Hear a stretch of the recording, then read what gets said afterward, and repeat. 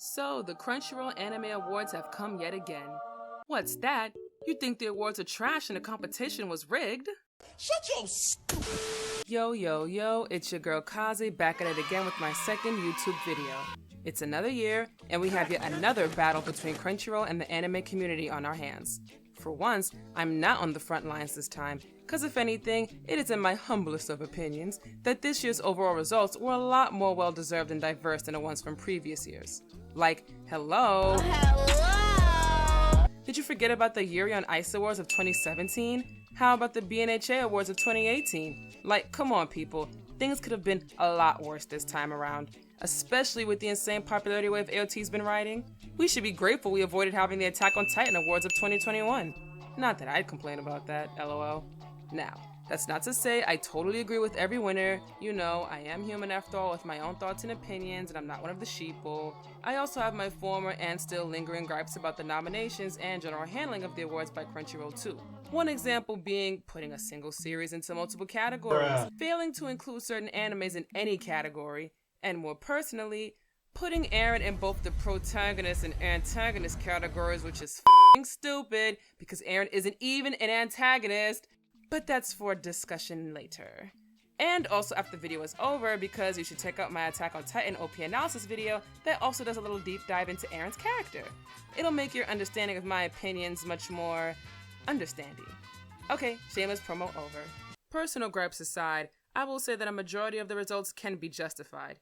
And this justification does come with, as much as you hate to hear it, the popularity factor.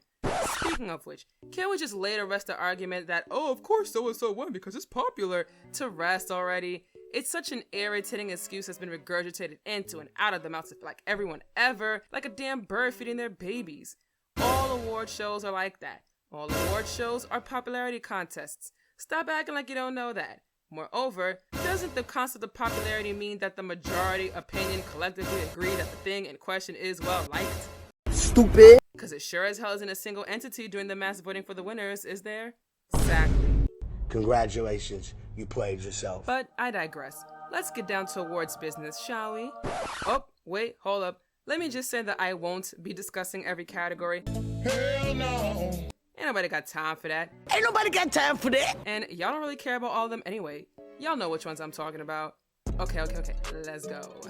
Let's get down to business. Let's start off gentle. Best romance. The winner being horimiya.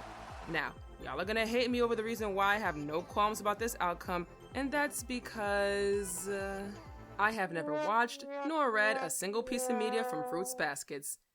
Yeah, I know, fuck me, I'm stupid, yada yada yada. Listen, ain't nobody got time for romance.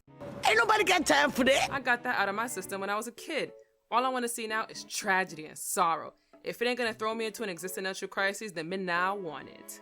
JK. I just like more philosophical stuff these days. Anyways, my opinion of this is also gonna be biased as hell because I actually really liked horimiya.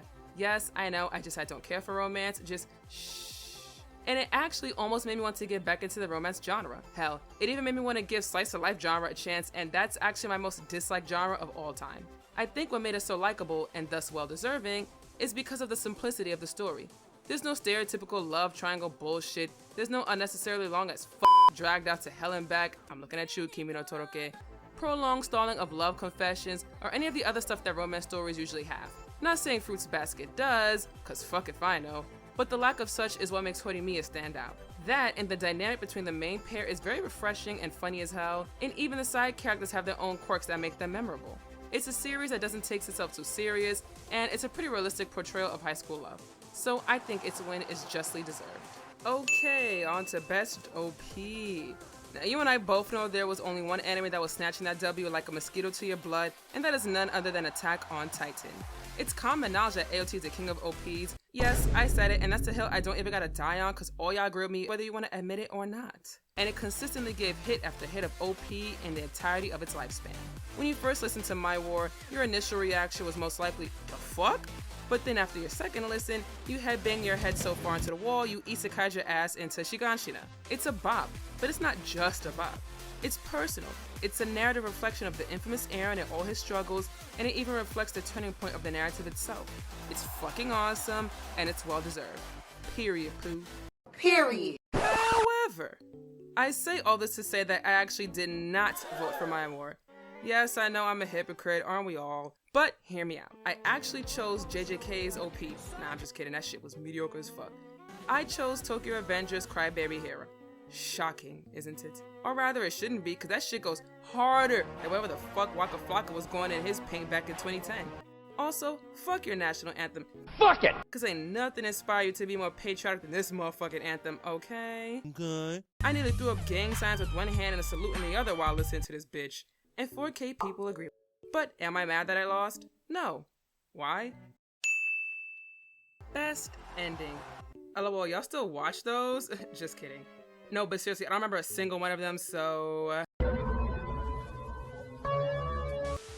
we've arrived to Besuto Animation. Now, if you thought it was gonna be anything else other than Demon Slayer, then you're a goddamn fool. You played yourself. You know damn well Demon Slayer was taking that W home like Attack on Titan taking the W for Anime of the Year. Oh, whoops, I wasn't supposed to say that. Anyways, yeah, it's Demon Slayer. Since day one, the only thing Demon Slayer ever really got praised for is its animation. And you already know anything made by Ufotable is automatically gonna take the W, so, you know. And rightfully so. Like, anyone can shit talk Demon Slayer for having a mediocre plot, but the one thing you can't and won't do is trash that animation. It's beautiful. It's breathtaking. It keeps getting better every episode. It's so original, and it's very unique in an industry that, let's be for real, produces some very generic looking ass anime. Not saying that that's bad, just saying that most anime these days look very similar to each other. Even though JJK is just as good as Demon Slayer in the visual department, hell, even Skate.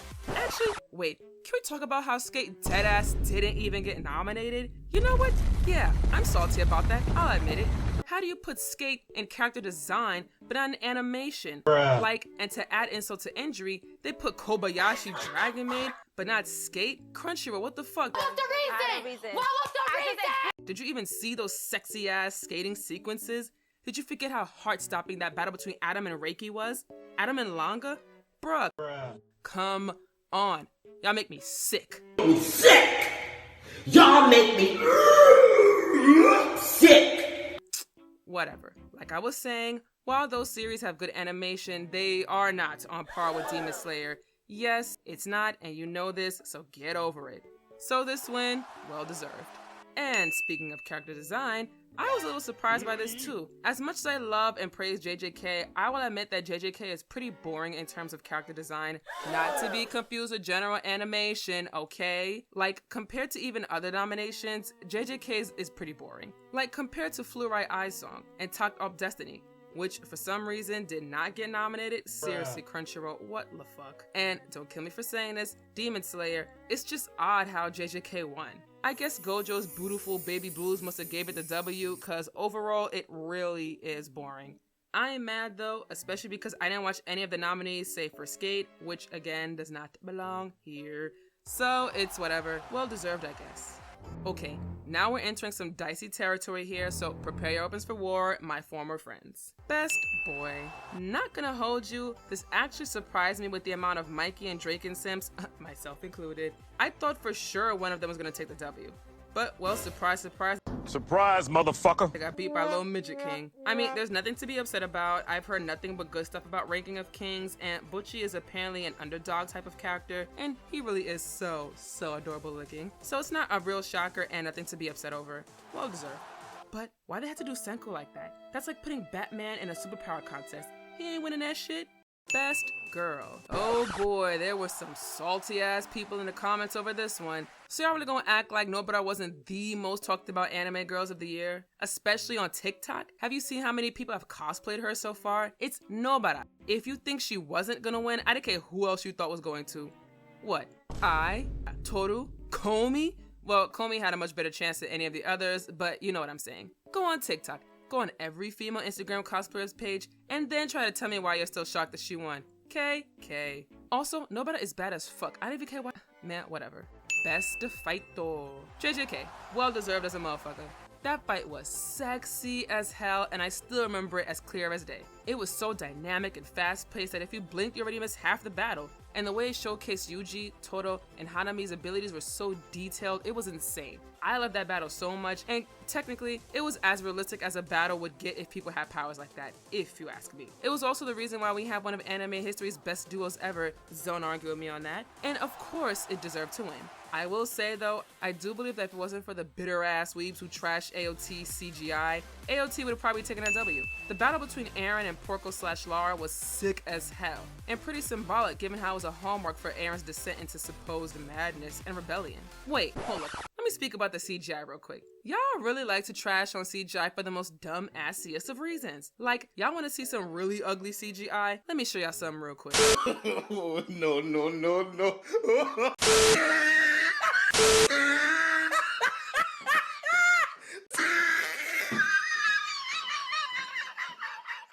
Now ask yourself, is AOT CGI as bad as that? Hell no. Exactly. And if you think it is, go get your eyes checked, cause you might be blinder than Stevie Wonder. Also, why the fuck was Boruto here? Like, who the fuck still watches that? Now we get on to Best Action. Just like the Best Fight category, JJK steals that win like a raccoon to candy. And in my humblest of opinions, I can say with absolute surety that it was well deserved. Let me say simply why that is so. At the core existence of JJK is action. It's all about action. Non-stop action. Its primary genre is action. While obviously the other nominations had some pretty good action scenes as well, remember that overall they are narratively driven stories with some action scenes. This is unlike JJK, which is action driven and has story elements added on. Cause let's be for real, JJK's narrative offers nothing extraordinary or even slightly different than a typical shonen. It's extremely formulaic, but the one thing that it very much excels at is its action, and its visuals reflect that. It is what it is, and that's that. Alright y'all, grab your pitchforks and torches and be ready to do me in, cause I'm gonna get real subjective here. Best Protagonist. Gonna keep it a real buck with you. I've never watched Odd Taxi, so I can't defend nor protest Otokawa's win, but I'm gonna say this flat out. I think Eren should have won. I'm gonna get to the whole he's in a protagonist and antagonist category in a second, but I firmly consider Eren to be a protagonist. And for what I'm about to say, I'm literally not sucking AOT's massive but I'm being completely objective when I say that of all the characters nominated, Eren is the most well-written and the most deserving. Dare I say, most well-written protagonist in all of anime history? Okay, yeah, no, I'm wilding out. Put your pitchforks down. I know, it's just a joke. But seriously, Eren is so deserving. It's very rare for a protagonist to start off as a strong-willed Captain Save-All-Hoes hero, only to suffer moral and general character degradation and to become a jaded, ruthless anti-hero, all done in such an understandable, realistic way. Like, bruh. Clearly, Otokawa must be something far greater than Eren could ever be, and so, I'm gonna eat my own words by saying, this is the concept of being popular means something is well-liked. So, when I watch Odd Taxi, that better be the fucking case. I'm gonna cause a scene in this. Also, you know Yuji wasn't winning because, I mean, listen, I love the kid, but he's nothing special. If anything, his most likable and standout trait is the fact that he isn't a loud-ass male protagonist, and thank fuck for that. Naruto, Boruto, and Asta are well enough for that. Also, y'all know Joe, and Boshi didn't stand a chance in this category. Okay, now on to Best Antagonist, and yeah, I'm actually really fucking pissed. Cut the cameras. Deadass. Forget the title of the video. Fuck it! I'm probably the most saltiest motherfucker out here for this award, because ironically, it's something I wish LT hadn't won. First of all, Eren is not an antagonist, for the primary reason that an antagonist is usually not the central focus of a story. Eren has been and is the protagonist of Attack on Titan because the story is, at its heart, and if you watch the recent episodes especially, about him. Eren is the true driving force behind and main focus of the series, so why the f would you relegate him to a secondary, blatantly mischaracterizing role like that? Trying to understand what's going through your fucking mind. Moreover, to even consider him an antagonist, Jesus Christ, I'm fucking appalled. While Eren has and is doing some very questionable acts, you know, like murder, genocide, etc., he is still not an antagonist because he's not fucking shit up just for the sake of fucking shit up, and he's simply not meant to be so. He's an anti-hero. There's a clear difference. He's literally just trying to protect Mikasa and others by villainizing himself so the world can have a common enemy, that would be himself, and thus to leave Paradise Island alone and view the aliens in a more positive light, and God, why can't some people understand that?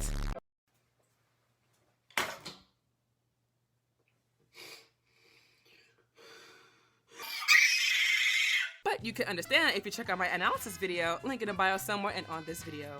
They really did my man's Eren dirty. Dirty.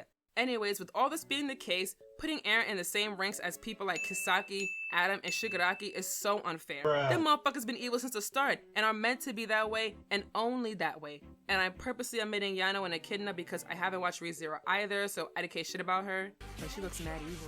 Let me just also say, Kisaki? Oh, he deserved that fucking award. Even if you haven't read the manga, it goes without saying that Kisaki is the villain everyone loves to hate, but hates to love. He is the most enjoyable villain out there. Every time I see his stupid face, I get happy, but so angry. Cause you know he's up to some fuck shit, and you can't help but want to see what he's gonna do next while you patiently await his downfall. Kisaki is a very good villain, and he deserves his award for that. Adam too, he was quite enjoyable with his knockoff Hisoka ass self, and he could have snagged that win. And yes, Shigaraki too, and notice how I sighed at the mere mention of his name. He's whack as hell. I think he's a very bland, childish, very cookie cutter villain with no interesting goals, and he's figuratively and even literally dry as fuck. Like, bro, even Shea Butter and Vaseline couldn't say that motherfucker. I don't even hate to love him, I generally just hate him. And whatever he's shown, I'm just like, ugh. Because here comes this moistureless motherfucker. I wonder if you threw him in a lake, would he suck up the water like SpongeBob? Anyways, but even I would say he would deserve the villain award, I guess. Lo and behold, last but not least, Anime of the Year award. Whoever could have been bestowed such a prestigious award?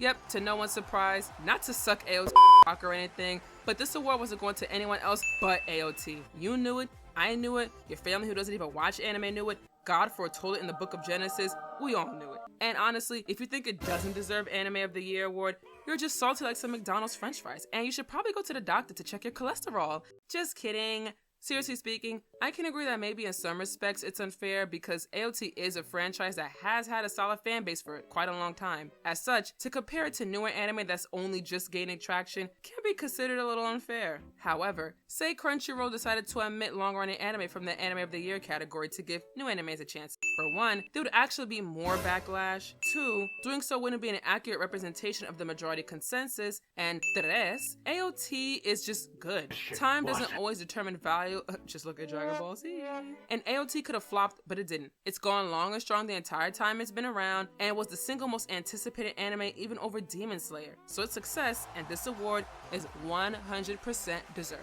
Okay, back to antagonizing you salty weeps. I'm not even gonna address the runner-ups because I don't need to. You know what? I will suck AOT's massive right now. AOT is basically a fucking classic at this point, and it will go down in anime history as one of the greats. Bruh, even non-anime fans watch and enjoy at least season 1. Say what you will about AOT, but few modern anime have held such an iron grip on its fan base like AOT has. Remember how buck wild everyone went when they finally made its comeback after that 2,000-year hiatus after season 1? And you see how even more buck wild everybody is now that we got season 4? The world fucking shakes at the mere mention of AOT. Kinda like the rumbling, except with millions of weeb feet instead of titans. Season 4 part 1 was a turning point in the narrative of the story and solidified its achievement as a 10 out of 10 story with a tight narrative, fantastic protagonist, and compelling themes and morals. If anything, this just proves that it deserves the Anime of the Decade award. Yes, I said it, and I don't care, okay? Good. I'm glad that even though Crunchyroll snubbed Eren in the protagonist category, he still won something, and he won the greatest award of them all. And with that, this Crunchyroll Anime Awards review has been wrapped up. So, you probably hate me. You dumb whore. Or love me, IDK. But if you hate what I said, please do respectfully leave your opinions in the comments or at me through my socials. Who knows, my mind might be changed. Definitely excluding Anime of the Year award and Antagonist categories though, just saying. Overall, I will say that the results are fine at best. No series really hogged up anything like how things have been in previous awards, and most winners will make sense when you subtract your subjective opinions, myself included, about who should have won. You know what they say, if you can't beat them, join them. And they also say that if you don't like something, make your own. I'll be looking forward to the many award shows I'll be participating in the coming months because of this then. But I will say, Crunchyroll still has a lot of work that needs to be done in regards to how they choose nominees and where they categorize them. Because there's no reason why, for example, Odd Taxi is in both the drama and comedy categories, Eren is in both the protagonist and antagonist categories, Skate is in the character design over the character animation category, Wonder Egg is not just in best fantasy, but also drama and action. Like, bruh. Pick a side, pick a side. and just straight up omitting some very worthy anime from certain categories altogether. Moreover, I don't like how there's some type of secret society, Illuminati organization ass panel of Crunchyroll judges that are the ones to come to a decision, because they clearly do not have the best opinions when it comes to that, nor can a group of people's opinions represent the millions. That's just common sense. And if they're putting one series in 3 fucking categories, then that's absolute proof that common sense ain't so common on that panel. IDK why they won't just have a public preliminary round where voters can input whatever series they want, and then have a final voting round where everybody picks from whatever top 6 series is the most popular in a given category. You know, like how a regular awards show works. But whatever, they ain't gonna change no time soon, nor will they probably ever, so. Anyways, that's it for this video. Be sure to like, comment, and subscribe to my channel, stalk me on all my socials, and be sure to check out my AOT-OP analysis video that I dedicated an entire week and a half's worth of time into. And remember, leave your opinions in the comments because I'll be more than happy to see what you guys think. Anyways, this has been your girl, and Kaze out.